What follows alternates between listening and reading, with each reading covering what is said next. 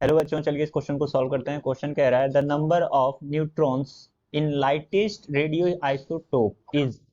तो इस क्वेश्चन में जो की कॉन्सेप्ट यूज होगा, दैट इज की कॉन्सेप्ट ऑफ न्यूट्रॉन और एलिमेंट, आइसोटोपिक एलिमेंट।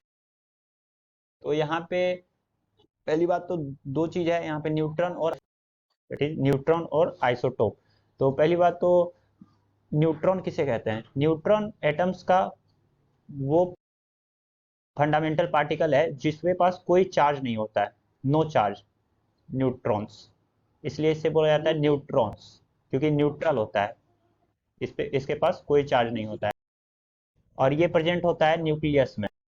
तो यहाँ पे जो है कि आइसोटोप, दूसरा है आइसोटोप। आइसोटोप उसे बोलते हैं जिसका same atomic number, same atomic number but different mass number.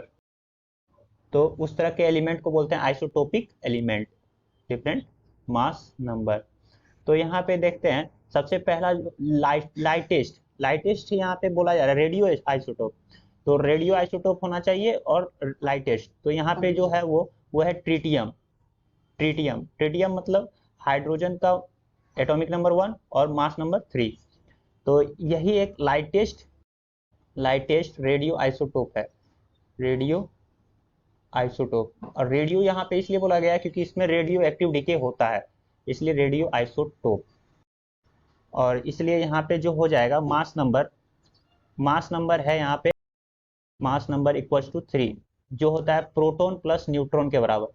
तो यहाँ पे न्यूट्रॉन और प्रोटॉन जो होता है वो होता है एटॉमिक नंबर के बराबर।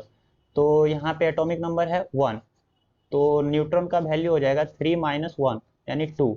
तो neutron will be equals to 2 in tritium.